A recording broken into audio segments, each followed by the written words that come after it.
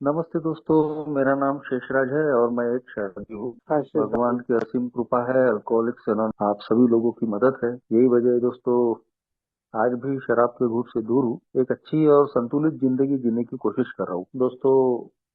Pioneer समूह नागपुर का मैं बहुत बहुत आभारी हूँ, जिन्होंने आज मुझे सेवा का मौका दिया, अपने अनुभव साझा करने का मौका दिया। और जो विषय दिया है दोस्तों, वो बहुत ही महत्वपूर्ण विषय है मेरे जैसे शराबी के लिए, कि सिर्फ शराब मेरी समस्या नहीं है, बल्कि मेरी जो सोच है वो भी मेरी एक समस्या है। Only drinking is not my problem, my thinking also is a problem. दोस्तों, लगभग 15 साल का मेरा शराबी जीवन रहा। घर में पहले ही मैं बर्बादी देख चुका था। मेरे पिताजी भी शराबी थे और बहुत अच्छे से मैं जानता था, कि अनुभव किया था मैंने कि एक शराबी कैसे बर्बाद होता है और उसके परिवार को भी क्या कुछ न सहन करना पड़ता है। मगर मेरी पढ़ाई लिखाई शुरू थी, अच्छी संगत में मैं था और कम उम्र में ही मैंने बहुत अच्छा नाम, अपना मान सम्मान कमाया था।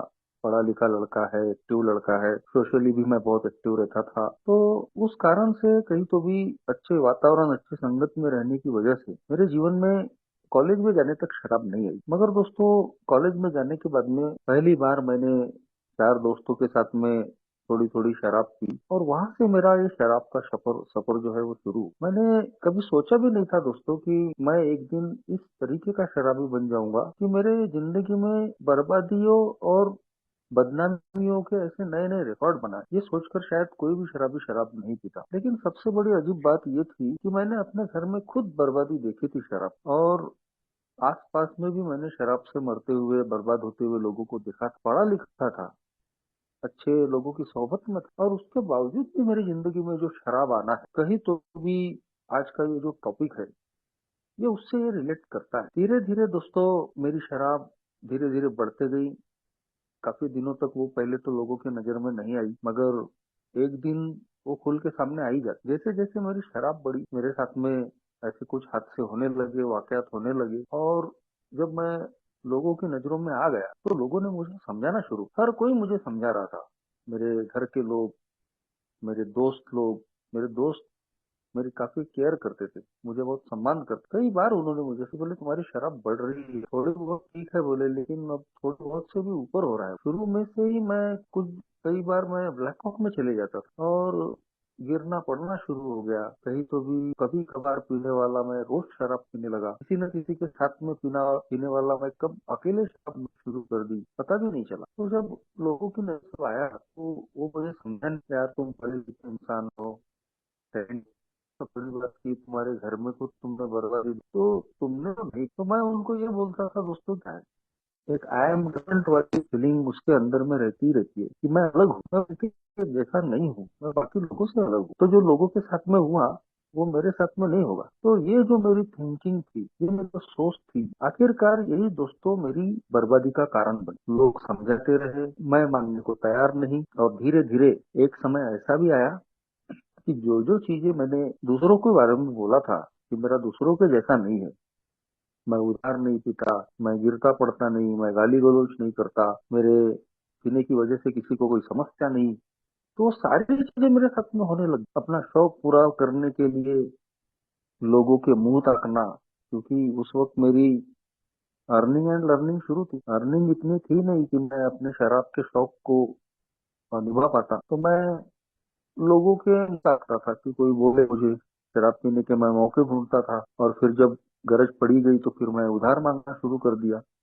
धीरे धीरे मेरा स्वभाव उग्र बनते चले गया। तो जैसे जैसे मेरी शराब बढ़ी, वैसे वैसे मैं अंदर से उग्र होने लगा। तो उसके परिणाम ये होने लगे कि मेरे घर में तू मैं शुरू हो गई। मेरे पिताजी के साथ में कभी मैं ऊंची आवाज में बात नहीं करता था, तो अब मैं उनके साथ में तू तड़ाक से बात करने लगा, उनकी इन्वेंट्री लेता था, कहीं तो भी उनको अपमानित करने लगे। माँ मेरे से परेशान। तो ये जो लिस्ट है, ये अब धीरे धीरे बढ़ती ही चली गई। वो सारी चीजें मेरे साथ में होने लग गई जो कभी मैंने दूसरों के बारे में बोला। गिरना पड़ना, कई बार मैं मुंह के बल पे गिरा, मुझे 15-15 दिन रुमाल बांध के घूमना पड़ता था। जैसे जैसे लोगों को पता चला कि अब इसने शराब पीना शुरू कर दिया और ये अब पूरा आदी हो चुका है, तो जो भी सोशल स्टेटस मैंने बनाया था, तो वहां से मुझे फिर धीरे धीरे निकालना शुरू हो गया। लोग नाराज होने लगे, दोस्त भाई रिश्तेदार, पड़ोस, वो कहीं तो भी मुझे अवॉइड करने लगे। लेकिन दोस्तों मैं मानने को मेरा बस वही था कि अपना वैसा नहीं,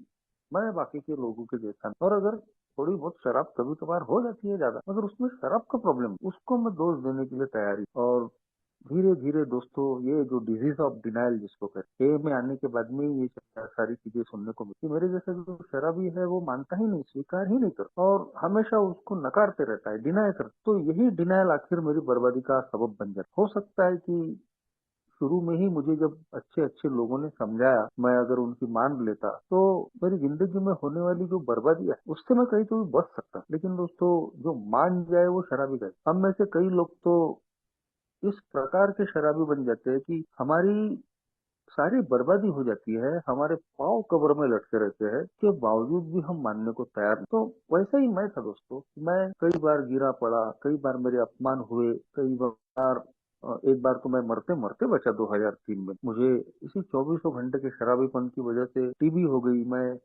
11 महीने में बीमार रहा, बिल्कुल मरण शैया। भगवान की कृपा से मैं वहां जिंदा बचा, मगर 11 महीने के बाद में जैसे ही ठीक हुआ, अपने काम धंधे पे मैं गया, फिर वापस शराब सामने में आई और ना ना कहते कहते मैंने फिर दोबारा उसको ले लिया। अभी कुछ ही महीनों पहले मैं बेड पे था, मैं मरते मरते बचा हूँ। ये सारी चीजें कहीं तो भी मैं भूल गया और फिर वही सोच मेरी, पहले जैसी नहीं पियेंगे, कभी कभार पियेंगे, ब्रांड बदल देंगे, लिमिट में पियेंगे। मगर मैं इस बात को समझ ही नहीं पाया कि मैं एक ऐसा शराबी बन चुका हूँ कि मैं कभी भी थोड़ी सी पीकर रह नहीं सकता। खैर, बड़ी मुश्किल से जब सारे मेरे प्रयास आखिरी दिनों में असफल हो गए शराब से दूर रहने के, ना मैं शराब को बंद कर पा रहा हूँ, ना मैं शराब को लिमिट में पी पा रहा हूँ, तो आखिरकार एक hopeless condition of body and mind जिसको कहती, मेरे शरीर और मन की ऐसी निराशाजनक अवस्था में मैं आ गया कि अब मैं सामने में सिर्फ मौत दिख रही। मेरे विड्रॉल्स बड़े भयानक, हाथ पाव का अपना,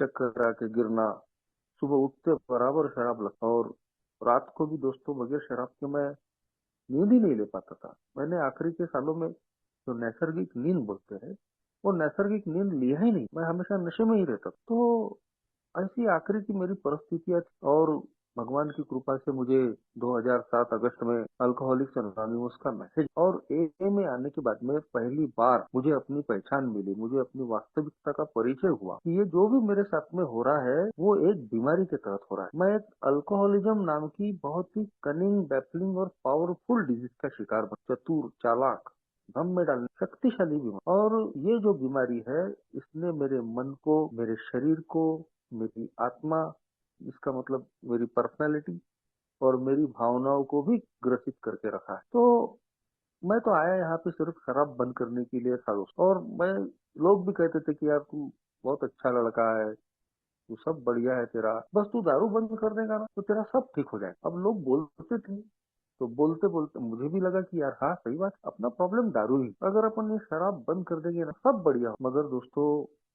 ए में जो भी आता है, अगर वो ईमानदार है, उसके अंदर में अगर सही में मन की तैयारी है, उसके ये प्रोग्राम काम करता है। और मैं भी पूरी ईमानदारी से, खुले मन से और अपनी इच्छा लेके ही इस मीटिंग में आया था और उसका मुझे फायदा हुआ। पहले ही दिन से आज तक मुझे फिर पीछे पलट कर देखने की आवश्यकता नहीं पड़ी। एक एक दिन सोब्राइटी का बढ़ रहा था, हफ्ते में गुजर रहे थे, हफ्ते महीने में गुजर रहे थे, देखते देखते मुझे 1 साल हो गया। और शुरू से ही मैं एक ही सर्विस में रहा, कैंड मैसेज के लिए जाना, 12 स्टेपिंग करना। 6 महीने में ही मुझे अपने एक होम ग्रुप मैंने बनाया, उसका मुझे चेयरमैन बनाया गया, मीटिंग कंडक्ट करना। तो एक ही सेवा में मैं शुरू से ही आ गया, तो मेरी सोब्राइटी बढ़ रही है, ए में सर्विस दे। उसके बावजूद दोस्तों, कहीं तो भी ये बात समझ में आ रही थी कि दारू से दूरी तो मिल गई, लेकिन जो सही मायने में एक समाधान जो होना चाहिए अंदर, एक स्थिरता मेरी लाइफ में जो होनी चाहिए, उसको मैं कहीं तो भी मिस कर रहा हूँ। इधर मैं नाम कमा रहा हूँ, अच्छा सर्विस दे रहा हूँ,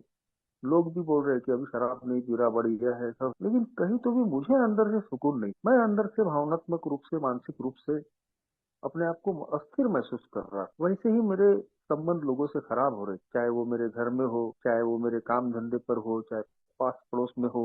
और अल्कोहलिक्स एनोनिमस में भी शराब की जो दूरी मुझे हासिल हुई, मैं उसका ठीक तरीके से आनंद भी नहीं ले पा रहा हूँ। और बहुत सारी चीजें जो मैंने पुराने गड्ढे करके रखे थे, वो मुझे परेशान कर रहे थे। उसकी विचलितता, लोगों से जो फिर मेरे संबंध खराब हो रहे थे मेरे अपने व्यवहार की वजह से, उसकी वजह से मानसिक अस्थिरता। दूसरी तरफ मैं बाकी लोगों को देख रहा था कि कुछ लोग मेरे जो साथ में आए थे, कुछ मेरे बाद में आए थे, कुछ मेरे पहले आए थे, वो भी अलग अलग कारणों से फिर शराब की तरफ में जा रहे हैं। जिस लोग मुझे ए का मैसेज दिया, जिसका हाथ पकड़कर मैं ए में आया, हम एक ही गेम रहते थे, एक जैसा हमारा शराबीपन था। 2 महीने पहले उनको ए का मैसेज मिला था और 2 महीने सबसे दूर उन्होंने मुझे ए मिला, मगर ए में आने के बाद में 2 महीने के बाद में जो मेरे दोस्त थे वो फिर शराब पीने लग गए। और उसके अलावा और भी कोई पैसों के प्रॉब्लम की वजह से शराब पी रहा है, कर्ज वजह से, सट्टा, लैटरी, जुआ, 2 नंबर के लतों में फंस गए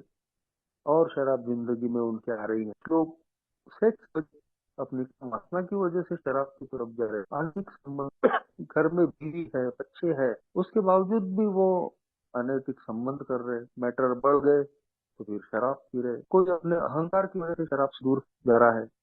कुछ दिनों के बाद में हमको लगने लगता है कि अब बहुत दिन हो गए, अब क्या रोक रोक मीटिंग करना, अभी सब तो समझ गया है, अल्कोहलिज्म समझ गया, one day at a time समझ गया, तो अब मीटिंग के बगैर भी शराब से दूर रह सकते हैं। तो कोई अपने अहंकार की वजह से शराब की तरफ जा रहा है, कोई गुस्से की वजह से शराब पी रहा है, जरा सा किसी ने कुछ बोल दिया, जिंदगी में कुछ कम ज्यादा हुआ, दिमाग खराब हो गया, तो चले दारू पीने। तो ये जो सारी परिस्थितियां थी कि एक तरफ मैं देख रहा था कि अलग अलग कारणों से लोग शराब पी रहे, अच्छे कई सालों की सोब्राइटी गवा रहे, और दूसरी तरफ मेरी सोब्राइटी इधर बढ़ रही है, साल बढ़ रहे हैं, लेकिन मैं अंदर से खुश नहीं। तो ये बात धीरे धीरे समझ में आई दोस्तों कि सिर्फ शराब बंद कर देने से कुछ ठीक होने वाला नहीं है। जो एक सोच लेकर मैं आया था लोगों के कहने पे कि मैं दारू बंद कर दूंगा तो सब बढ़िया हो जाएगा, तो ये जो कल्पना का गुब्बारा था वो कुछ सालों में ही फूट गया। और दोस्तों, जो ए के मेंबर्स कहीं तो भी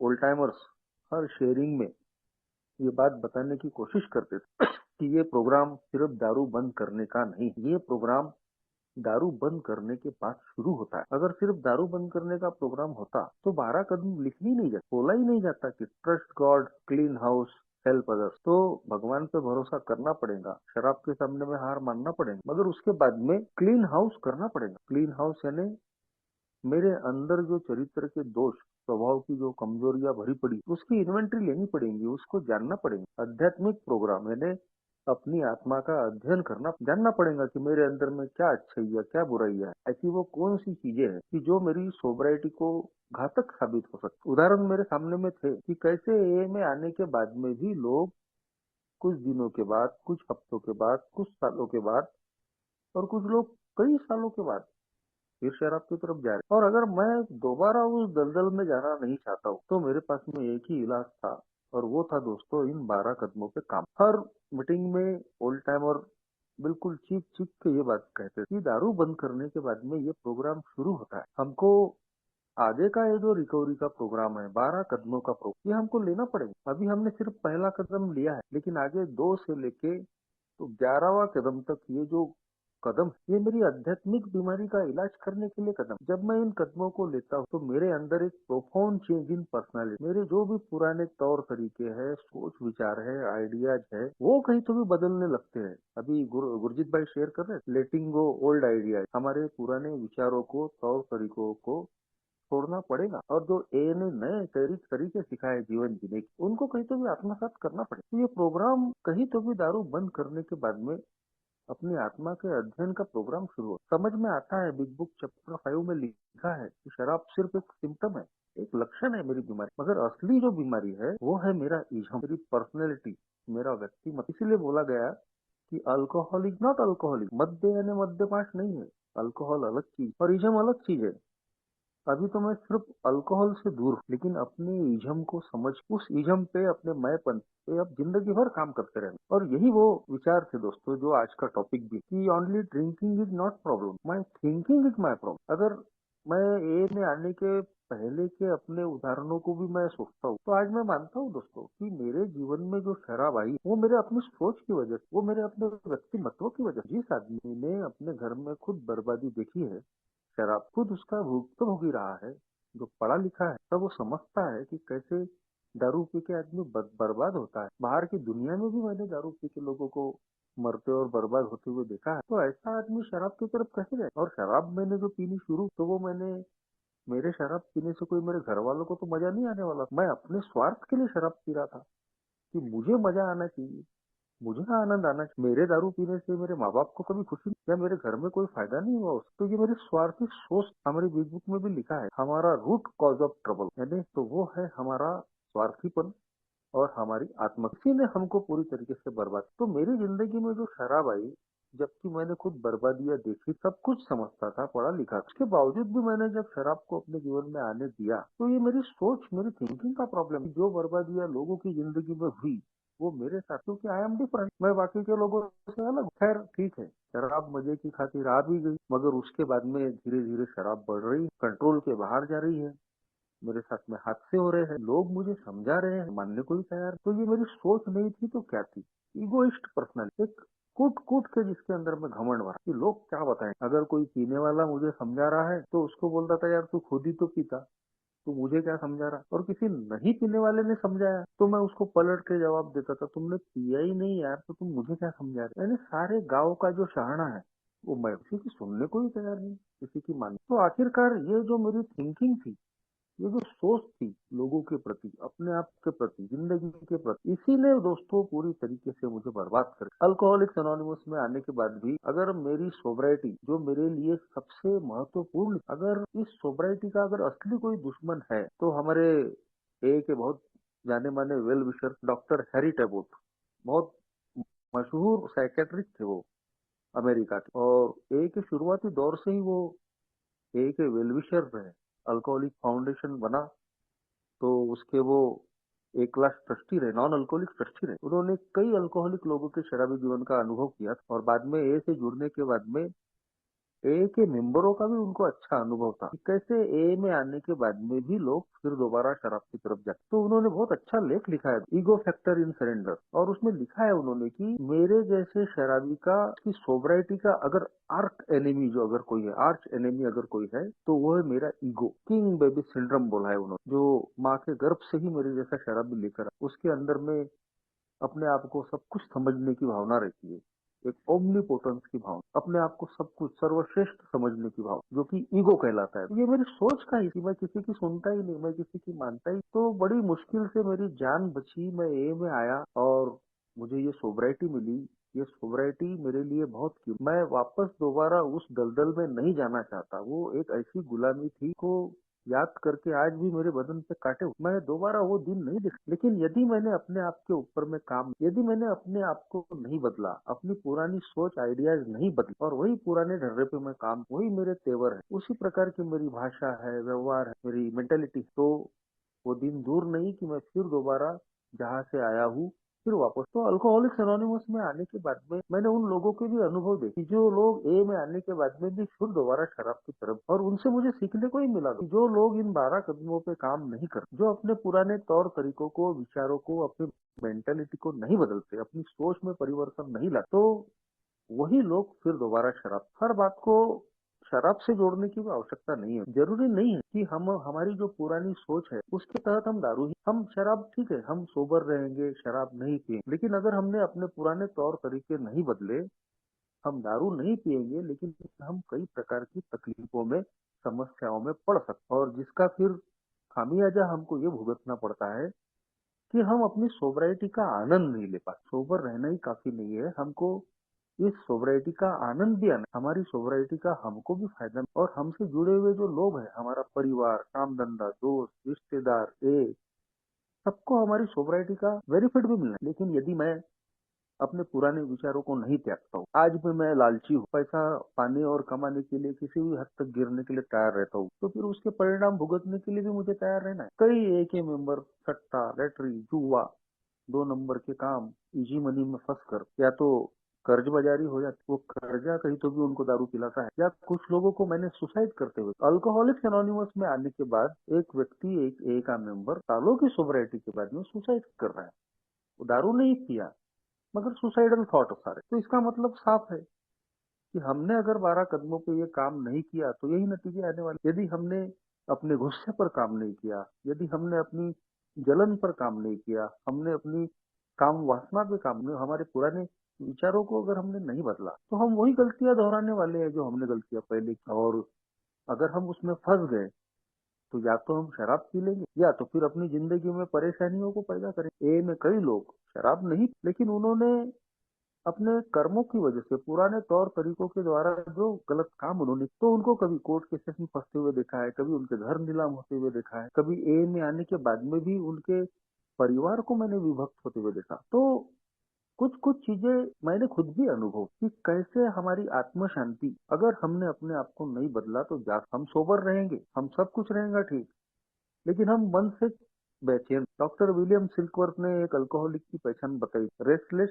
इरिटेबल डिस्कंट। ये एक अल्कोहलिक की पहचान है कि एक अल्कोहलिक अस्थिर, चिड़चिड़ा और नाखुश। अब हम ए में आ गए, हम शराब से दूर है, अब उसके बावजूद भी अगर हम आज भी रेस्टलेस इरिटेबल डिस्कंटेंट, अस्थिर है, चिड़चिड़े है, नाखुश है, इसका मतलब साफ है कि हम पहले में और आज में कोई बदलाव नहीं। दोस्तों, अल्कोहलिक्स एनोनिमस के इन 12 कदमों में वो पावर है कि जो हमको पूरी तरीके से बदल के रख, प्रोफाउंड चेंज इन पर्सनैलिटी, हमारे व्यक्तिमत्व में आमूलाग्र बदलाव आता है। और जब ये आता है दोस्तों, तो हम, हमारी ये जो अल्कोहलिक की जो पहचान, अस्थिर, चिड़चिड़ा, ना, तो भी उसको बदलने में हम कामयाब, हम हैप्पी, जॉयस, फ्री महसूस कर, खुश, आनंदित और मुक्त, यही 12 कदमों का परिणाम है। लेकिन ये तब तक नहीं हो सकता दोस्तों कि जब तक मैं ड्रिंकिंग बंद होने के बाद में अपनी थिंकिंग को न बदल। यदि शराब से मैं दूर हूँ मगर मेरी मेंटेलिटी में बदलाव नहीं आया, मेरी सोच में परिवर्तन नहीं आया, मैं आज भी उसी तरीके से व्यवहार कर रहा हूँ, उसी तरीके से जी रहा हूँ, उसी तरीके से सोच रहा हूँ, जो मेरे पुराने तौर तरीके, तो मैं फिर तकलीफ में गिरने वाला, मैं फिर वही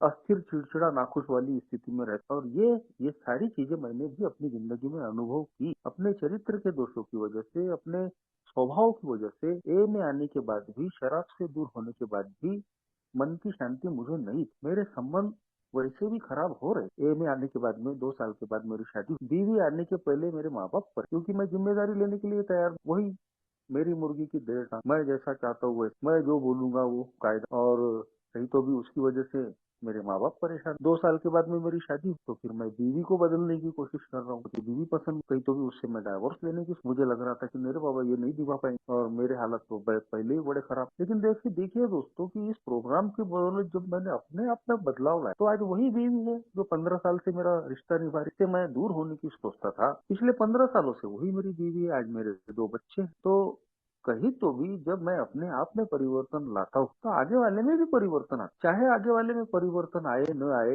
लेकिन ये प्रोग्राम कहता है कि मुझे अपने आप के परिवर्तन के बारे में सोचना है, मुझे अपनी मेंटेलिटी को चेंज करना। और यदि मैं ये करने में कामयाब रहता हूँ तो परिस्थितियां कैसी भी रहे, चाहे कितनी भी समस्याएं रहे, कितने भी भावनात्मक उतार चढ़ाव आए, लेकिन उन सारी चीजों में भी, समस्याओं में भी मैं हैप्पी, जॉयस, फ्री रह। आज कई ए के मेंबर मेरे सामने में उदाहरण, उनकी जिंदगियों में मेरे से भी ज्यादा मैंने उनके भयंकर, यानी समस्याओं से ग्रसित उनको, लेकिन दोस्तों उसके बावजूद वो लोग ना तो दारू की तरफ गए और ना ही दोस्तों उन्होंने हिम्मत। तो जो ए के मेंबर्स हैं, जो प्रोग्राम को प्रैक्टिस करते हैं, उनसे मुझे बहुत कुछ सीखने को मिला। और वही चीज दोस्तों मैं अपनी जिंदगी में भी अप्लाई करने की आज को 17 सालों में, मेरी जिंदगी में भी बहुत सारी समस्याएं, मेरे चरित्र के दोषों ने भी कई बार उफान मारा। कभी मेरी काम वासना जागी, कभी मेरी लालच जागती है, कभी मेरा अहंकार जाग जाता है, कभी मुझे बहुत गुस्सा आ जाता है। लेकिन जब मैंने इन चीजों को सोचा, अपनी 4 स्टेप इन्वेंट्री लेने के बाद,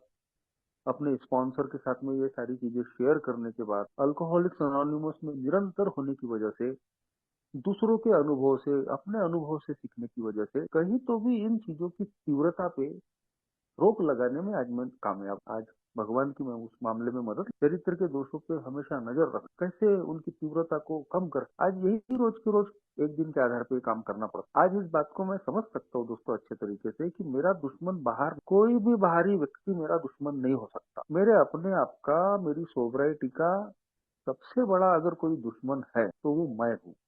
ये मेरा इज्म, मेरी सोच, अगर मैं उसको बदलता हूँ, उसको समयानुकूल परिस्थिति के हिसाब से अगर मैं जीता हूँ, तो मैं मुसीबत में जाने से मैं बचता हूँ। आज दोस्तों मेरे लिए मेरी जो सोबराइटी है वो सबसे पहले नंबर पे, सबसे महत्वपूर्ण, क्योंकि मैं सोबर अगर रहूंगा तो मैं अपनी जिंदगी की बाकी सारी चीजों को, परेशानियों को, लोगों को मैं व्यवस्थित रख पाऊंगा या हैंडल कर पाऊंगा। लेकिन अगर मेरी सोबराइटी ही चली गई तो फिर कहीं तो भी दोस्तों मैं कहीं का नहीं रहूंगा। और जैसा कि डॉक्टर हैरी टॉबोल्ट भी कहते हैं, मेरी सोबराइटी का जो आर्च एनिमी अगर कोई है, सबसे बड़ा अगर दुश्मन, तो वो है मेरा ईगो। मेरा अहंकार जो मेरी पूरी सोच को संचालित करता है। तो एक दिन के आधार पे मुझे अपने इस किंग बेबी सिंड्रोम पे, अपने अहंकार पे हमेशा नजर रखना पड़ता। हमारा 10वां कदम ही कहता है दोस्तों कि रोज मेरी ऐसी टेस्ट होने वाली है, रोज रोज तेजाबी परीक्षा होने वाली। क्या आज के दिन मैं अपने आप को सोबर रख पाऊंगा? क्या आज के दिन मैं अपने भावनाओं पे संयम रख पाऊंगा? क्या आज मैं अपने लिए और अन्य लोगों के लिए एक उपयोगी जिंदगी जी पाऊं? तो one day at a time, रोज के रोज यही काम मुझे करते रहना पड़ता है, चाहे कितने भी साल हो। ये का प्रोग्राम साफ कहता है दोस्तों कि हम कोई संत नहीं है और ना हम संत बन, लेकिन हम आध्यात्मिक प्रगति के रास्ते पे एक एक दिन के आधार पे चल। हम परफेक्ट नहीं हो सकते, ऐसा नहीं है कि हमारे से गलतियां नहीं होंगी। हम इंसान हैं और अल्कोहलिक, तो गलतियां होती रहने वाली। लेकिन प्रोग्राम हमको ये एक मौका देता है अपनी इन्वेंट्री के मान कि अगर गलती हो गई है, अपनी इन्वेंट्री लो, उसको स्वीकार करो और उसकी भरपाई करने की कोशिश। ऑलवेज अलर्ट, हमेशा सतर्क। सिर्फ शराब के ही मामले में मुझे अपने चरित्र के दोष, स्वभाव की जो मेरी प्रवृत्तियां है, मेरी जो सोच है, मेरी जो मेंटेलिटी है पुरानी, हमेशा उस पर नजर रखनी पड़ती है। कब उफान मारे, कब मुझे अपने आगोश में ले ले, कब मैं अपना भावनात्मक संतुलन खो दूं, कोई गारंटी नहीं। बताने में कोई ये नहीं है। 7 साल की सोबराइटी के बाद मैं सेक्स प्रॉब्लम का शिकार हो गया था। मुझे अपोजिट सेक्स के प्रति आकर्षण पैदा हुआ और ये भगवान की कृपा है कि मैं ए में निरंतर लगातार रहने की वजह से मैं इन चीजों को समझ पाया और समय रहते हुए उससे निकल। कभी कभी मेरा अहंकार बढ़ जाता, अलग अलग कारणों से। ए को जान लेने का घमंड, अच्छा शेयरर होने का घमंड, या मेरे में और क्वालिटीज है उसका घमंड आ सकता है, किसी को दौलत का घमंड आ सकता है, किसी को और किसी अचीवमेंट का। ए का मेंबर है तो सेवा का घमंड है। कई रास्ते हैं घमंड का आने के, बढ़ने के। पिंक क्लाउड जिसको कहते हैं, गुलाबी बादलों में फिर से वही ओमनीपोटेंस की भावना कि मैं कुछ तो भी अलग हूँ, मैं कुछ तो भी। और फिर हम दूसरों को डोमिनेट करने की कोशिश, अपने घर वालों को दबाने की कोशिश करेंगे। अगर जो साथ में हमारे दोस्त, भाई, पड़ोसी, रिश्तेदार, उनको हम कहीं तो भी संचालित करने की कोशिश करें। ए में है तो ए के मेंबरों को हम दबाने की कोशिश। वो अहंकार के हजार रास्ते हैं, किसी भी तरीके से अहंकार बढ़, कभी लालच बढ़ सकती है। आज भी कभी कभी मन में विचार आ जाता है कि यार कब तक अभाव की जिंदगी जिए, 4 पैसे ज्यादा कमाने, फिर चाहे उसके लिए जो भी करना। तो बगैर मेहनत के और जल्द से जल्द अगर पैसा कमाना है तो रास्ता एक गैर कानूनी रास्ता। लेकिन जब ये विचार आते हैं दोस्तों तो प्रोग्राम का भी ख्याल आता है, दूसरों के भी अनुभव याद आते हैं। यार वो आदमी इस रास्ते से गया था, उसकी सोवराइटी भी गई और वो तकलीफ में भी गिर गए। अगर मैं वही लालच के रास्ते पे गया, इजी मनी के चक्कर में, पैसों की अंधी दौड़, तो मेरी भी सोबराइटी जा, मैं भी कुछ गलत चीजों में फंस सकता हूँ, समस्याओं में पड़, तो आज कहीं तो भी मुझे पीछे हो जाना पड़ा। तो मेरी स्वभाव की जो प्रवृत्ति है वो रोज जागती है दोस्तों। रोज मैं अपने चरित्र के दोषों का, स्वभाव की प्रवृत्तियों का शिकार हूँ और रोज मुझे उस पर काम करना पड़ता है, रोज उससे निकलना पड़ता है ताकि मैं सोबर रहूं और एक अच्छी व्यवस्थित जिंदगी में दोबारा उस दलदल में नहीं जाना है। तो ए का प्रोग्राम कहता है दोस्तों कि भाई समाधानी, जैसी परिस्थिति है वैसी कबूल करो। हम लोगों को नहीं बदल सकते, हम परिस्थितियों को नहीं बदल सकते, हम चीजों को नहीं बदल। तीसरा कदम हमको भावनात्मक रूप से स्थिर रहने में मदद कर। भावनाएं तो उफान मारेगी, भावनात्मक उतार चढ़ाव आने वाले हैं। कभी अहंकार की भावना जागेंगी, कभी गुस्से की भावना जागेंगी, कभी जलन की भावना, कभी सेक्स की भावना, कभी अलग अलग लालच की भावना। ये भावनाएं जागी, मगर कहीं तो भी आज हमको ये जो इमोशनल सोबराइटी, जो BW है, उसको हासिल करने के लिए, भावनात्मक स्थिरता को हासिल करने के लिए रोज के रोज कदमों पे काम करना पड़ा, स्पॉन्सर की मदद लेनी पड़ती। ये जो थिंकिंग मेरी कभी कभी भटक जाती है, मैं वापस पुराने तौर तरीके अपनाने के लिए कहीं तो भी लग जाता, तो मुझे वापस ए के तरीकों पे आना पड़ा। और सही में दोस्तों, जब हम इस बात को अच्छे से समझ लेते हैं कि सिर्फ ड्रिंकिंग नहीं, मेरी थिंकिंग मेरी प्रॉब्लम, मेरी सोच ही सबसे बड़ी मेरी समस्या है, जो मेरी सोबराइटी की दुश्मन है, मेरे जीवन की दुश्मन है। यदि इस बातों को मैं समझता हूँ और एक दिन के आधार पर उन पर मैं काम करता हूँ, तो बिल्कुल दोस्तों हम सुरक्षित रह सकते हैं, सोबर रह सकते हैं और एक अच्छी जिंदगी।